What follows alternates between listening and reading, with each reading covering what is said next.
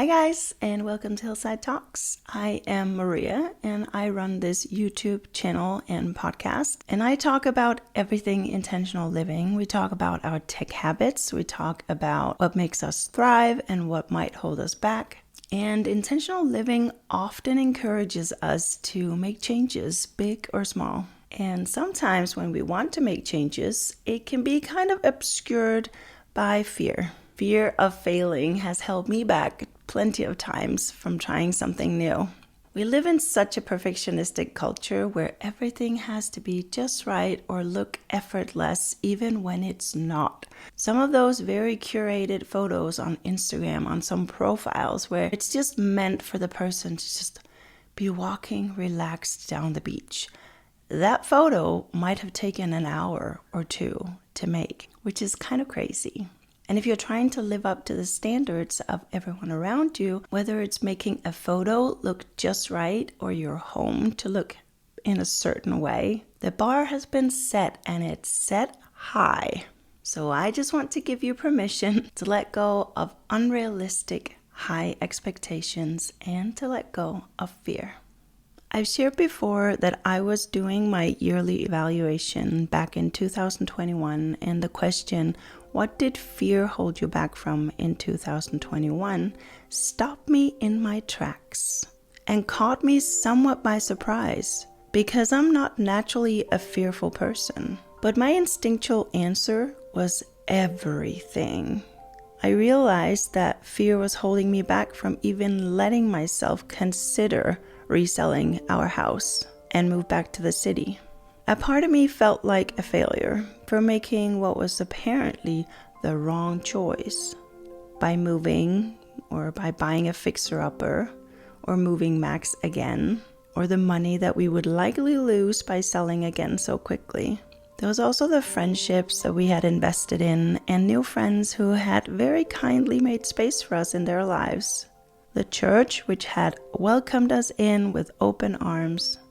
But fear had just held me back from even considering moving and from realizing that I really wasn't thriving and felt misplaced.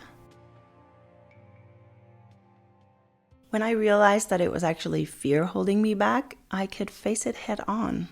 And I did. I felt brave making a decision to change something that really wasn't working for us. And brave for choosing the life that is right for us. Not the one that's probably right for most other families, but it just wasn't for us. We kind of had to realize that who we are and who God made us to be had been temporarily repotted into the wrong soil, but it was changeable, and I think that's key. So often we tend to think of things as way more permanent than they actually are, and way more scary or life-changing than they are. Moving back was no easy decision because no parent longs to move their kids twice in 18 months. But we just knew that we had to do it and that it would be better for us, and it has been. Fear even wanted to hold me back from starting this podcast. Fear can also hold us back from asking for help when we need it, or even asking for friendship or companionship. It can hold us back from taking risks, like asking that cute guy out for a coffee if you're single. It can hold us back from setting stricter boundaries for our kids, or even in relationships with other grown-ups, because sometimes we need them. It can hold us back from something simple like trying to bake a layered cake, or baking sourdough bread, or trying a more difficult knitting pattern. It feeds into all of our insecurities, fear of failing, fear of losing control, fear of vulnerability, or fear of just not being good enough. But honestly, why are we so scared? What are we so scared of? When we want to make a change, we are going to most likely do something we haven't done before. And we're most likely going to struggle some. But is that dangerous? No, we'll most likely fail a few times. That is normal and very expected. Trial and error is a core condition to being human. So why do we hold back so much? Creating something new is exciting and challenging, yes, but is challenging really bad? It's okay to struggle. It's not bad and it's not dangerous. Struggling with things is one of the key abilities that we need to learn growing up and throughout our lives. We need to learn how to struggle well.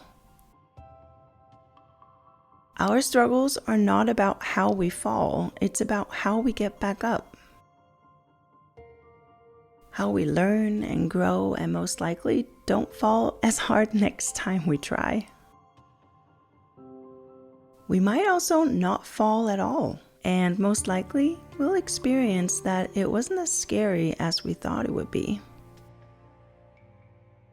God created us to create, so how horribly wrong can it go, really?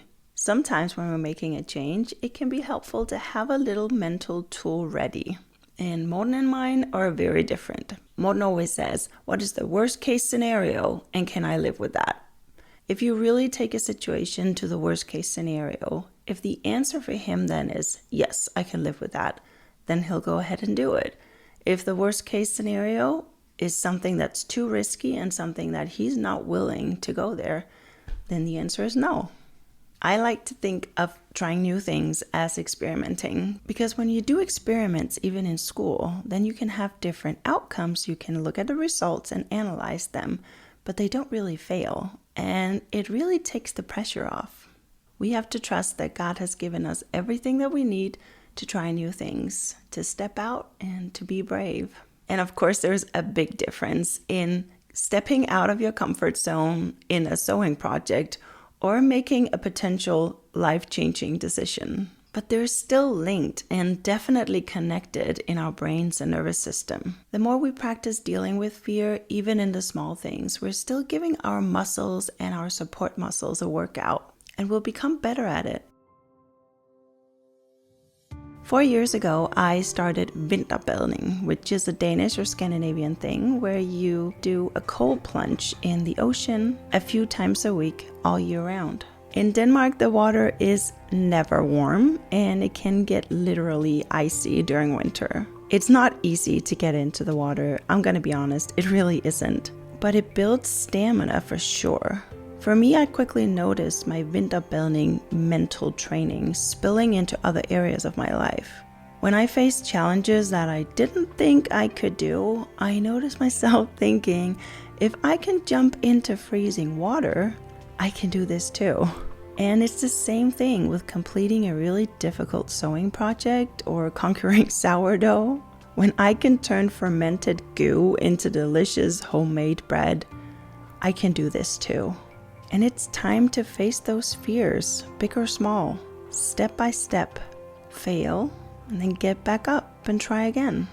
Remember, it's not about how we fall, but how we get back up. So my final question is, what is fear holding you back from?